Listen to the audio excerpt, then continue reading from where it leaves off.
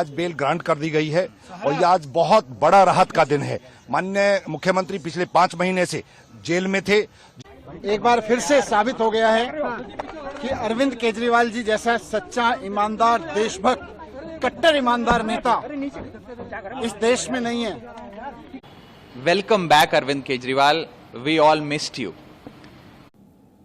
आम आदमी पार्टी को इतनी जल्दी खैर मनाने की या फिर लड्डू बांटने की जल्दबाजी नहीं करनी चाहिए। क्या कुछ सुप्रीम कोर्ट में सर हुआ अरविंद केजरीवाल के मसले? देखिए, आज सर्वोच्च न्यायालय में हमारी सीबीआई के केस में बेल पेंडिंग थी और आज बेल ग्रांट कर दी गई है और ये आज बहुत बड़ा राहत का दिन है। माननीय मुख्यमंत्री पिछले 5 महीने से जेल में थे। जिस तरीके से हम लोग बार बार ये कह रहे थे कि भी इस केस के अंदर कुछ भी नहीं है और सीबीआई की एंट्री तो हुई उस टाइम पे थी जब ईडी के अंदर बेल हो चुकी थी, तो आज सर्वोच्च न्यायालय ने बेल ग्रांट कर दी है। जहां तक अरेस्ट वाले मैटर में है उसमें दोनों जजेस के अलग अलग व्यूज आए हैं, उसके बारे में जब ऑर्डर्स आ जाएगा मैं कमेंट करूंगा। लेकिन आज राहत का दिन है दिल्ली वालों के लिए भी, दिल्ली की जनता के लिए भी, आम आदमी पार्टी के लिए भी। क्या क्या रखे गए कोर्ट की तरफ से? विशेष कोई शर्त नहीं है, रूटीन की शर्तें हैं। जिस तरीके से सीबीआई के मैटर्स में कोई जर्नल कमेंट्स नहीं कर पाएंगे क्योंकि कोर्ट में मैटर सब जुडिस है। बाकी कोर्ट्स की जब भी कॉल आएगी, जब भी हियरिंग होगी, माननीय मुख्यमंत्री जी को पेश होना पड़ेगा। सभा कर सकते हैं मुख्यमंत्री? इस तरह का कोई बैन नहीं है, इस तरह का कोई बैन नहीं है। प्रचार भी कर पाएंगे माननीय मुख्यमंत्री, अपने तरीके से जो उनकी जिम्मेवारी है उसको निभा पाएंगे। हरियाणा में अरविंद केजरीवाल नजर आएंगे? बिल्कुल नजर आएंगे। आज शाम को दिल्ली की जनता के बीच में होंगे और बहुत जल्दी हरियाणा की जनता के बीच में होंगे।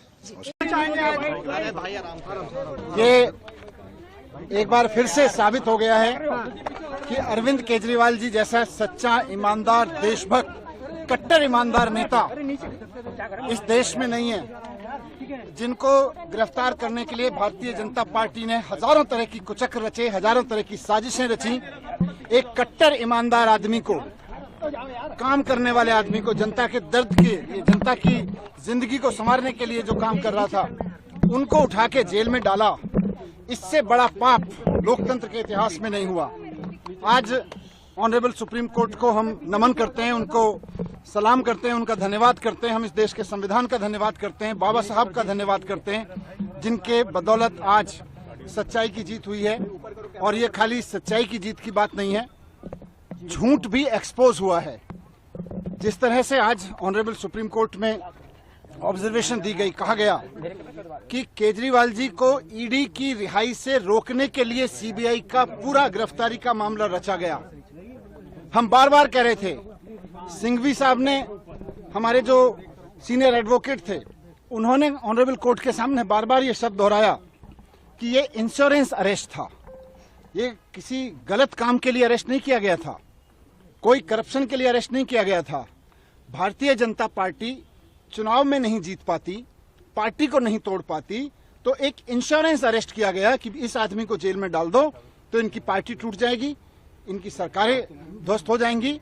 लेकिन मैं बाबा साहब को और संविधान को याद करते हुए, धन्यवाद करते हुए, ऑनरेबल सुप्रीम कोर्ट को धन्यवाद करते हुए, सिंघवी साहब का धन्यवाद करते हुए, आम आदमी पार्टी के एक एक कार्यकर्ता, एक एक लीडर, पार्षद, एमएलए, एमपी, सबको भी बधाई देना चाहता हूं, धन्यवाद देना चाहता हूं कि ऐसे संकट के समय में जब भारतीय जनता पार्टी अपनी पूरी ताकत के साथ, अपने पूरे कुचक्रों के साथ उनको कुचलने की कोशिश कर रही थी, वो टूटे नहीं, हटे नहीं, झुके नहीं, सच्चाई के साथ लड़े रहे। सच्चाई की जीत हुई है, हम बहुत खुश हैं। आने वाले समय में इससे और सच्चाई के लिए लड़ने वालों को ताकत मिलेगी। बात सिर्फ केजरीवाल जी की नहीं है, जो भी आदमी सच्चाई के लिए लड़ रहा है उसको ताकत मिलेगी। ये हमारे सबके लिए बहुत भावुक पल है। हमारे बड़े भाई, हमारे मित्र, हमारे गुरु केजरीवाल जी, जिनको इस तरह से अंदर डाला गया जेल में, सबके लिए बहुत दुखद क्षण था। एक एक कार्यकर्ता के लिए बहुत दुखद क्षण था। लोग रोए हैं उनके लिए, इस बात के लिए लोग रोए हैं। लोगों ने प्रार्थनाएं की हैं, लोगों ने दुआएं की हैं, उनकी आज दुआएं सफल हुई हैं। मैं उनको भी धन्यवाद करना चाहता हूं। मैं ईश्वर को भी धन्यवाद करता हूं कि उन्होंने हमारी सुनी। अभी पूरी लीगल प्रोसेस होगी। ऑनरेबल सुप्रीम कोर्ट के आदेश के अनुसार जिस तरह का लीगल बॉन्ड वगैरह है, उसके बाद में वहां से एक बार सारी फॉर्मेलिटीज पूरी होने के बाद में हमारे वकील जैसे हमें निर्देशित करेंगे। फिलहाल हम अभी सभी मित्र लोग, सभी पार्टी के लोग, कुछ लोग मेरे साथ में, हम लोग साथ में थे। अभी हम केजरीवाल जी के घर जाएंगे। उनकी माताजी, जो हम सबकी माताजी हैं, आदरणीय हैं, उनके आशीर्वाद लेंगे, पिताजी का आशीर्वाद लेंगे, भाभी जी के साथ मिलेंगे। अभी हम वहां जा रहे हैं।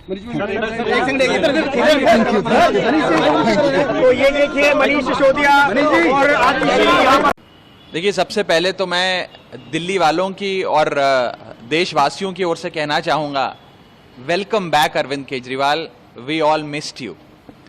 एक लंबे संघर्ष के बाद आज दिल्ली के मुख्यमंत्री, दिल्ली के बेटे अरविंद केजरीवाल जी लौट रहे हैं।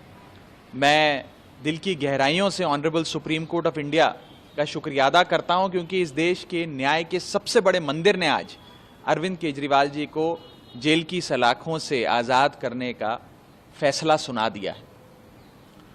अरविंद केजरीवाल सिर्फ एक नाम नहीं है, बल्कि एक ब्रांड है, एक सच्ची ईमानदार राजनीति का। और इस राजनीति और इस ब्रांड की मुझे लगता है बढ़ती लोकप्रियता के कारण ही अरविंद केजरीवाल जी को 6 महीने के लिए जेल की सलाखों के पीछे जाना पड़ा। लेकिन आज जब 6 महीने बाद अरविंद केजरीवाल जी फिर लौट रहे हैं, तो दिल्ली की हर मां ऐसे खुशी मना रही है जैसे उसका अपना बेटा कई महीनों बाद घर लौट रहा हो। दिल्ली की हर बहन ऐसे खुशी मना रही है जैसे कई महीनों बाद उसका अपना भाई घर लौट रहा हो। और आम आदमी पार्टी, मुझे लगता है कि आने वाले समय में और मजबूत होगी। इस संघर्ष से आम आदमी पार्टी को और ताकत मिलेगी। और पार्टी का एक कार्यकर्ता होने के नाते, दिल्ली और पंजाब और पूरे देश भर का एक नागरिक होने के नाते मैं तहे दिल से स्वागत करता हूं इस फैसले का। और बस एक ही चीज़ कहना चाहता हूं इस भावुक लम्हे में कि वेलकम बैक अरविंद केजरीवाल। लेकिन जमानत जो मिली है कुछ शर्तों के साथ मिली है और बीजेपी लगातार आरोप लगाती रही है, खासकर अरविंद केजरीवाल को लेकर कि भ्रष्टाचार में लिप्त है।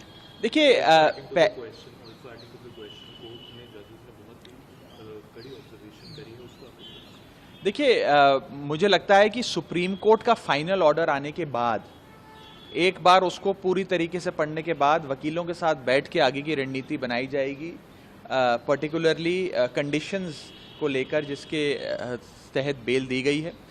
अभी क्योंकि एक अंश ही सुप्रीम कोर्ट का ओरली पढ़ा गया कोर्ट में, तो उस पर मैं विस्तार से टिप्पणी नहीं करना चाहूँगा। एक बार जजमेंट की कॉपी मिल जाए, मुख्यमंत्री जी रिहा हो जाएं और उसके बाद वकीलों के साथ बैठकर आगे की रणनीति बनाएंगे। लेकिन मोटे मोटे तौर पर आज उनकी रिहाई के इस आदेश से केवल आम आदमी पार्टी में नहीं बल्कि दिल्ली और देश में एक खुशी की लहर दौड़ गई है। और एक लंबे संघर्ष के बाद अरविंद केजरीवाल जी लौट रहे हैं। लगता है कि बहुत ज़्यादा समय तक झूठ के दम पर आप सच को कैद नहीं कर सकते। आखिरी सवाल कि अरविंद केजरीवाल के रिहाई के बाद हरियाणा में जो चुनाव हो रहे हैं, उसका उस चुनाव पर भी असर होगा? नहीं, देखिए, जाहिर तौर पर अरविंद केजरीवाल जी अब हरियाणा की चुनाव जो है उसकी बागडोर संभालेंगे।